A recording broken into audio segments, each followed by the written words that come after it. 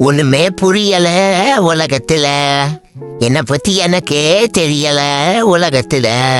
என்ன பாஸ் பாட்டுலாம் பயங்கரமா இருக்கு. ஏன் பாஸ், என்னால என்னையே புரிஞ்சுக்க முடியல பாஸ். சில டைம் எல்லாருமே நிறைய லவோட கூலா இருக்கேன். சில டைம் என்னன்னே தெரியாம யாருக்குமே தெரியாம எல்லாரையும் வெறுக்கிற, அப்படி வெறுப்பா இருக்கு, எரிச்சலா இருக்கு பாஸ். இதுக்கு ஒரு சொல்யூஷன் சொல்லுங்க பாஸ். தம்பி, ஃபர்ஸ்ட் ஆஃப் ஆல் இது உனக்கு மட்டும் இல்ல, எல்லாத்துக்குமே அப்படியே இருக்கு. ஆனா நீ இப்ப வெளிப்படையா சொல்லிட்ட.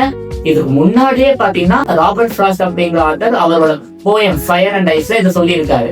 ஓகே, அதை பத்தி இப்ப நம்ம பார்க்கலாம். இங்க ஃபயர் அப்படிங்கிறது அளவுக்கு மீறின டிசைர், அளவுக்கு மீறின ஆசை.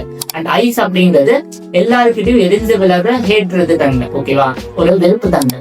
சோ இது ரெண்டுமே இருந்தா அவர் எப்படி சொல்லியிருப்பாருன்னா, இது ரெண்டுமே இருந்தா உலக அழிஞ்சிடும் அப்படிங்கிற மாதிரி சொல்லியிருப்பாரு.